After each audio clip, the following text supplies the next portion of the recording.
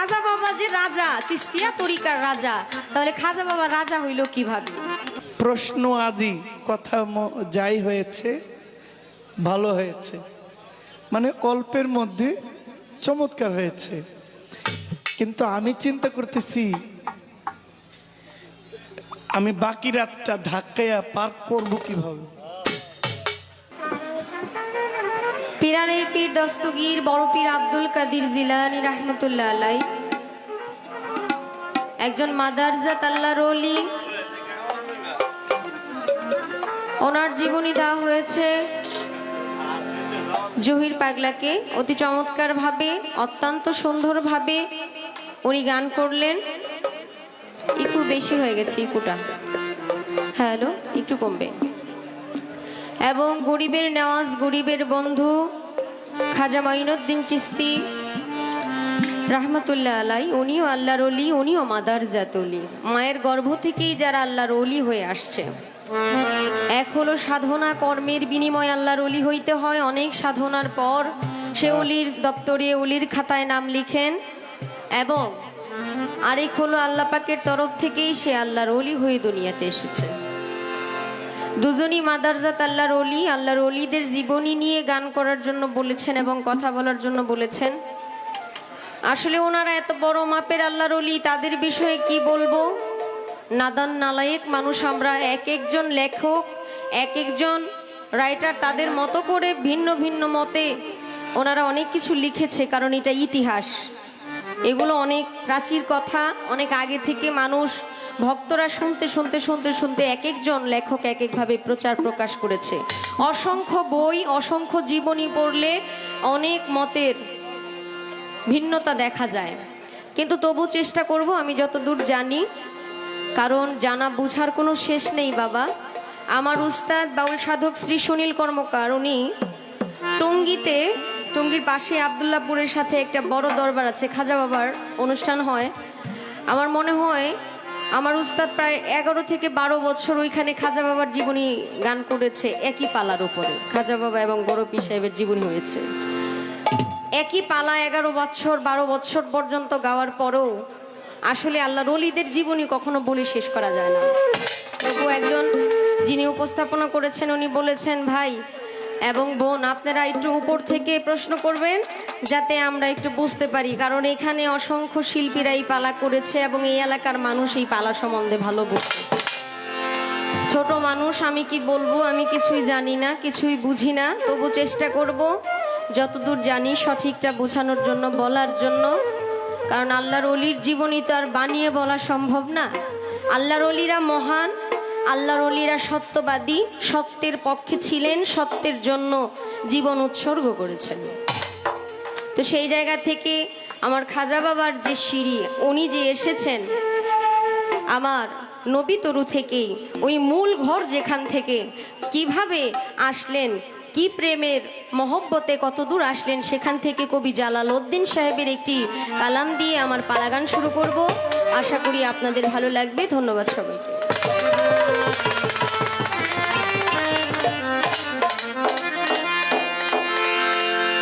মুলকে হিন্দে গারিব নেওয়াজ চাই তোমার মেহেরবানি। মুলকে হিন্দে গারিব নেওয়াজ চাই তোমার মেহেরবানি। পাক পাঞ্জাতন করি হে শরণ, পরলোকে ওয়ায়েশ করুনি। পাক পাঞ্জাতন করি হে শরণ, পরলোকে ওয়ায়েশ করুনি। মুলকে হিন্দে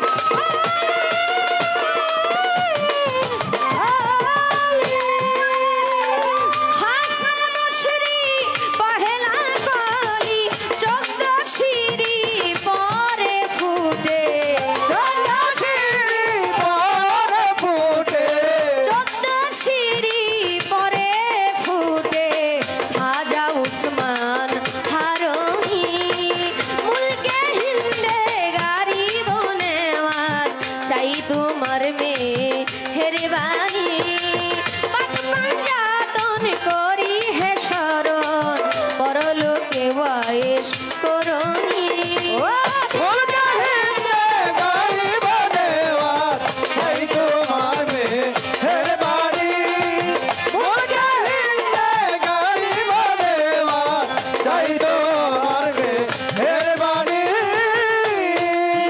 শিখাইয়া গেলে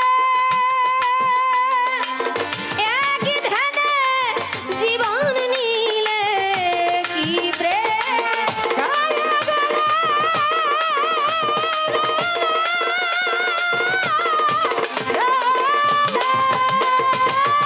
এক ধ্যানে জীবন নিলে ধ্যানে বসে রতি শেষে ধ্যানে বসে রতি শেষে উপাসনায় গেল পরাণী মুলকে হিন্দে গাড়ি বনেওয়ার চাই তোমার মেহেরবানি।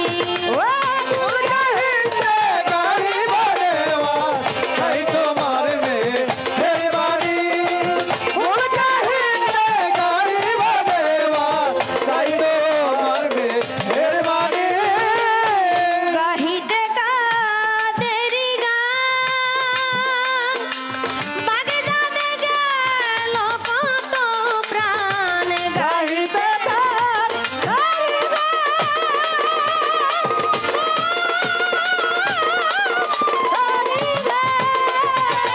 বাগদাদে গেল কত প্রাণ যদি বাহালে মইল দেওয়া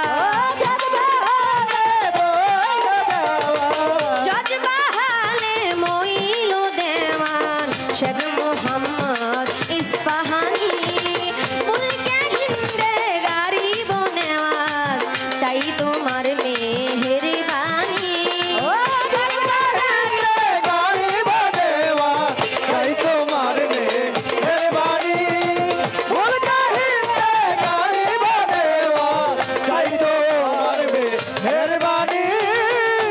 গজল শুনে গেল মরি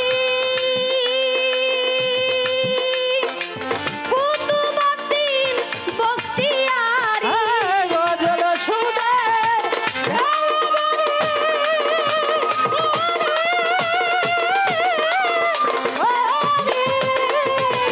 কুতুবউদ্দিন বখতিয়ারি আজ অবধি গাহিতেছে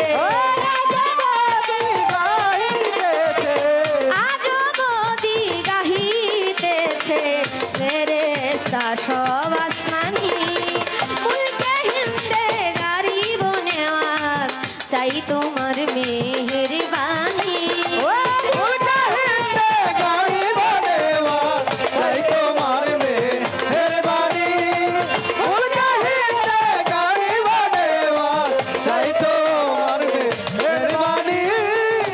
গজল শুনে গেল মরি কুতুবউদ্দিন বখতিয়ারি গজল শুনে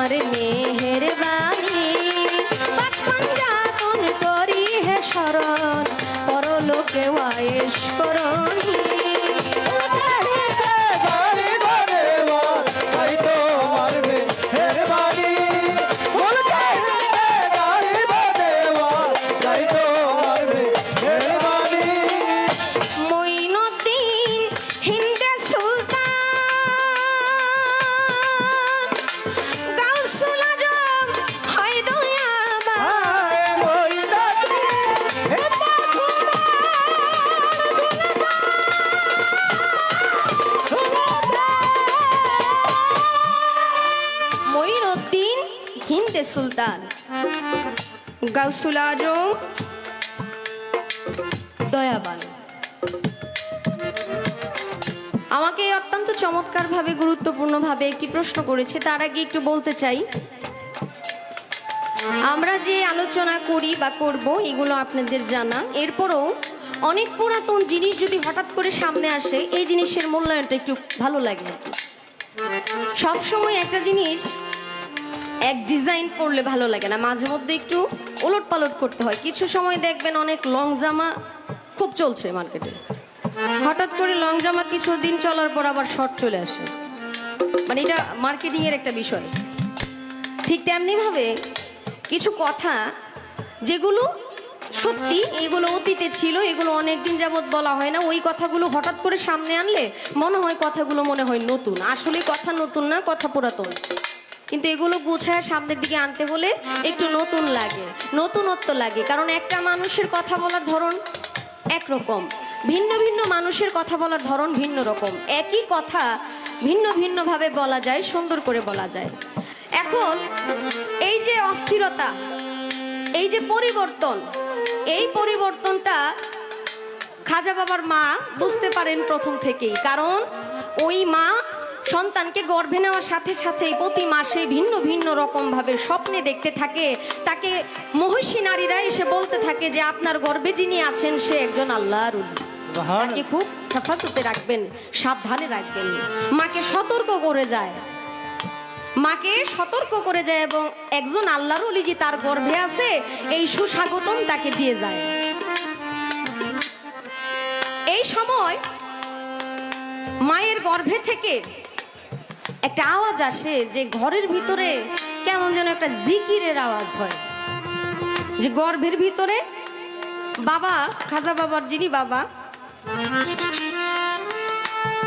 উনি যখন বাণিজ্য করতে বাহিরে চলে যায় তখন ঘরের ভিতরে আর কোনো পুরুষ নাই, খাজা বাবার মাই শুধু একা। কিন্তু ওই ঘরের ভিতর থেকে মনে হয় যে কোনো একজন গর্ভের ভিতর থেকে জিকির করতেছে।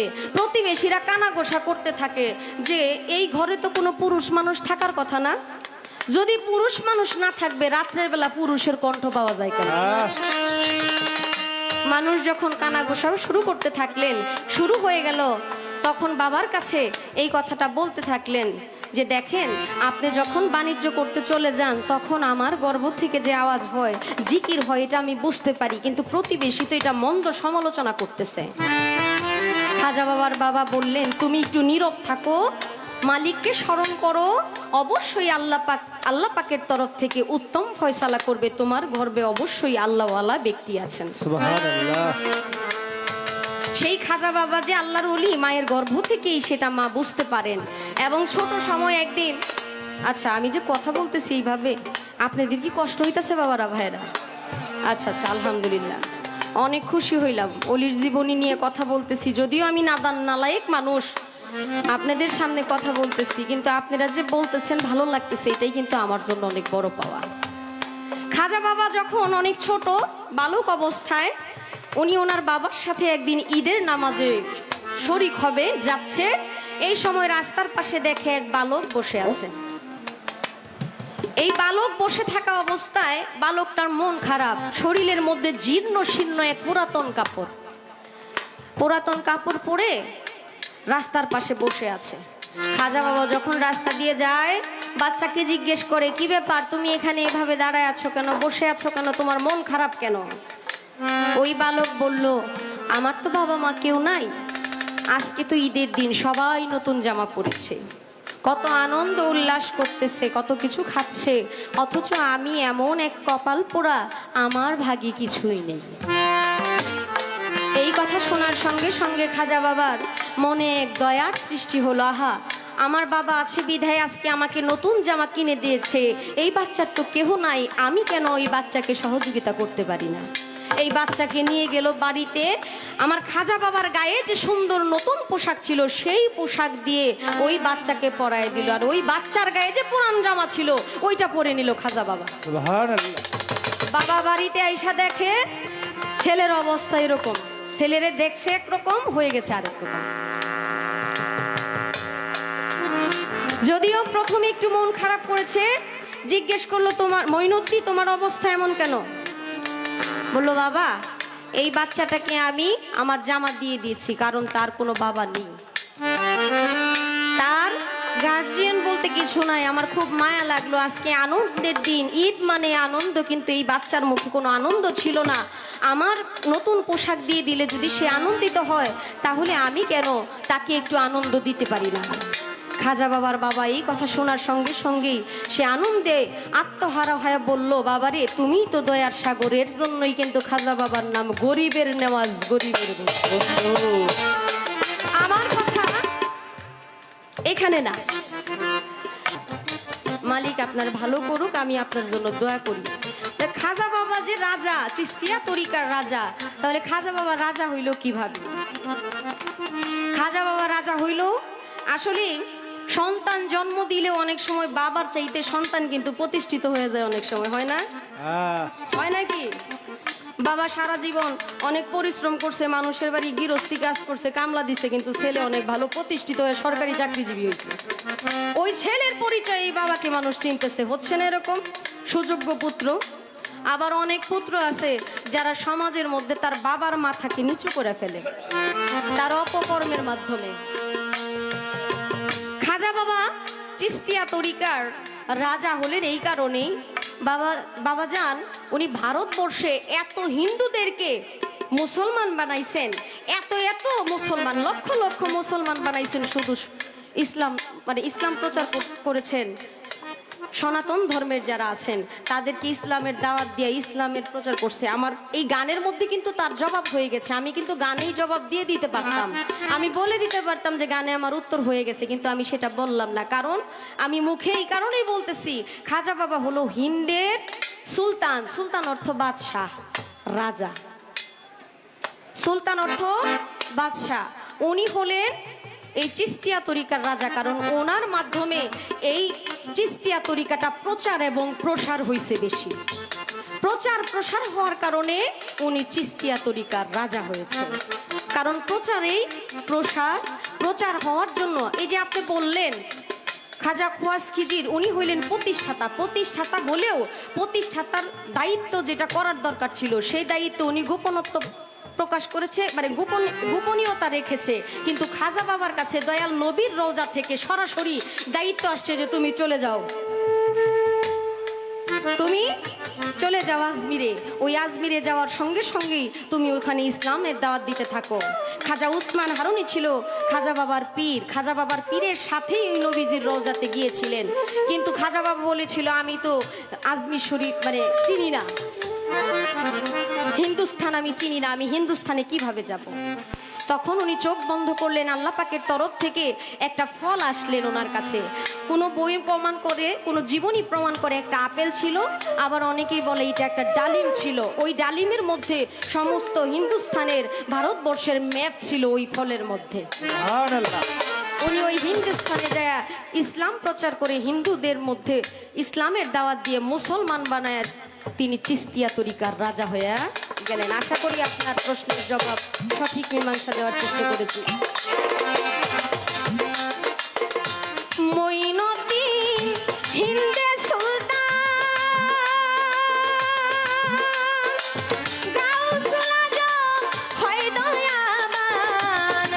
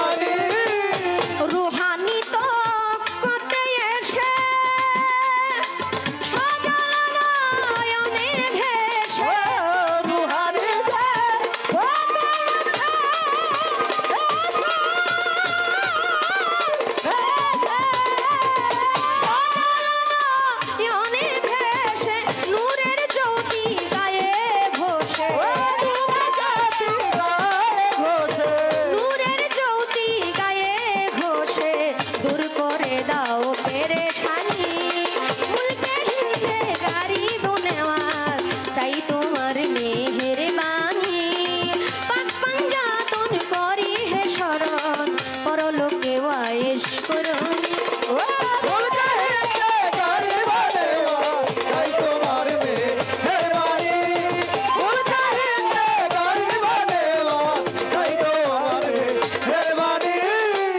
জালালউদ্দিন জন্মের মতো চোখের জলটা নিবে কত। জালালউদ্দিন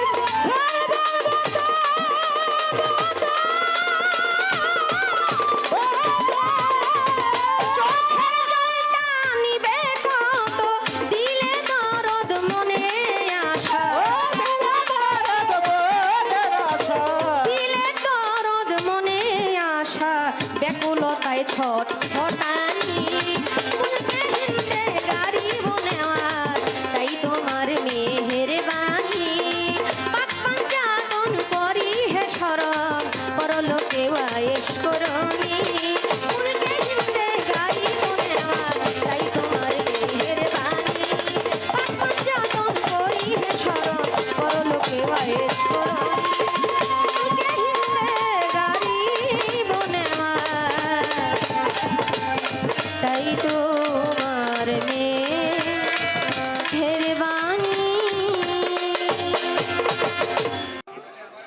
ছোট্ট করে একটা কথা জিজ্ঞেস করব, জানতে চাইবো, যেহেতু একটা করে কথা, একটা করে প্রশ্ন জানার জন্য বলছেন যে একটা করে প্রশ্ন করবেন, এর বাহিরে করবেন না।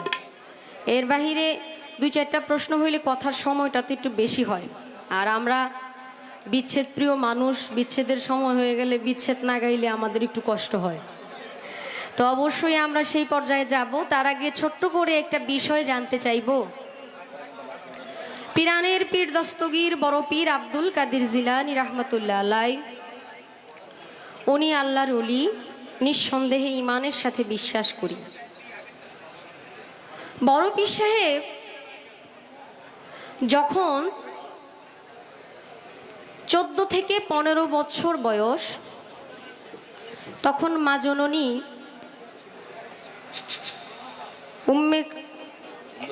উম্মে খাইরুম মা ফাতেমা ওনাকে বললেন, মা আমি একটু বাগদাতে যাইতে চাই, জিলাননগর থেকে বাগদাতে যাইতে চাই এলেম শিক্ষা করার জন্য। আওয়াজটা কিসের ভাইজান? কি ফ্যান? ও আচ্ছা, ঠিক আছে। আমি এলেম শিক্ষা করার জন্য বাগদাদে যাইতে চাই।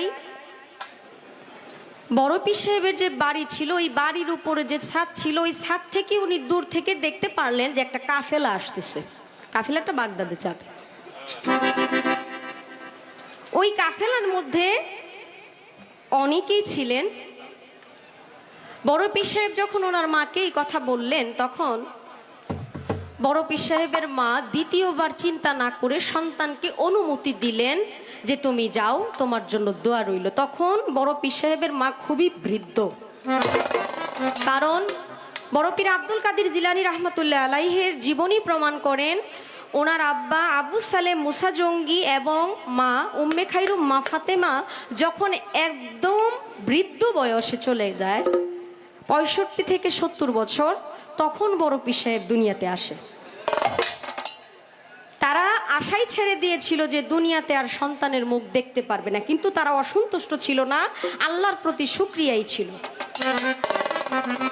যারা পরহেজগার মানুষ, আল্লাহওয়ালা মানুষ, তারা সকল সময় দেখবেন আল্লাহর দরবারে শুকরিয়া দেয়। সুখ দুঃখ যেটাই হোক না কেন, আমরা যেটাকে দুঃখ দেখতেছি এটা তো দুঃখ না, কারণ আল্লাহ যা করে ভালোর জন্যই করে। তাহলে যখন বড় পীর সাহেব বাগদাদে যাবে কাফেলার সাথে, তখন বড় পীর সাহেবের মা বড় পীর সাহেবের হাতে ধরে দুইটা কথা বলেছিল এবং কিছু জিনিস দিয়ে দিয়েছিল বড় পীর সাহেবকে। ওই কাফেলাতে যাওয়ার পর ওই জিনিসের বিনিময়ে, ওই দুইটা কথার বিনিময়ে একটা ঘটনা ঘটেছিল। এমন এক ভয়ঙ্কর ঘটনা ঘটেছিল, যেই ঘটনার জন্য অনেকে আতঙ্ক হয়ে খুব ভয়াবহ অবস্থা হয়েছিল। আমার একটু জানা দরকার, বড় পীর সাহেবের মা উম্মে খাইরুম মা ফাতেমা বড় পীর আব্দুল কাদের জিলানী রহমাতুল্লাহ আলাইহে ওনাকে কি এমন দুইটা কথা বলেছিল এবং কি বস্তু দিয়েছিল যার বিনিময়ে ওই কাফেলার মধ্যে একটা ঘূর্ণিঝড়ের সৃষ্টি। আপনার কাছে আমার ছোট্ট করে এই বিষয়টা জানার থাকবে, মেহেরবানি করে আপনি আমাকে এই বিষয়টা জানাবেন। আমরা যারা আছি সবাই এই বিষয়টা জানবো ইনশাল্লাহ। আশা রাখছি আপনি সুন্দরভাবে তার মীমাংসা দিবেন। প্রশ্ন আদি কথা যাই হয়েছে ভালো হয়েছে, মানে অল্পের মধ্যে চমৎকার হয়েছে। কিন্তু আমি চিন্তা করতেছি আমি বাকি রাতটা ধাক্কায়া পার করব কিভাবে।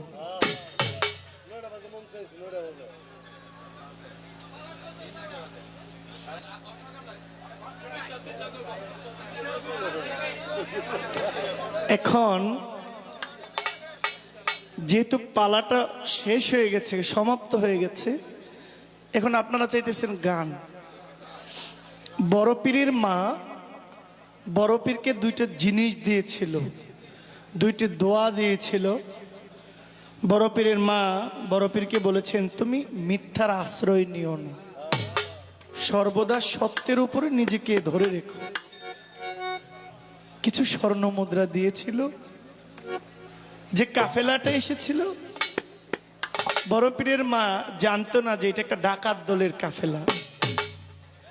তবু বড় পীর নিজের সততার গুণে এই ডাকাত দলের কাফেলার সঙ্গে গিয়েও নিজেকে নিজে মুক্ত করেছেন এবং আহম্মদ বরখি নামক সেই ডাকাত দলের সবাইকে তিনি মুসলমান বানিয়েছিল। পৃথিবীতে সত্য যে বলেন, সত্য যেজন বলে, সত্যের উপরে যে প্রতিষ্ঠিত তার কোনো ভয় নাই। জবাবটা হয়ে গেছে। হ্যাঁ, এখন আমাকে কিছু গানের লিস্ট আছে, আমি গাইতে থাকি। দুইটাও গাইতে পারি, তিনটাও গাইতে পারি, চারটাও গাইতে, ঠিক না?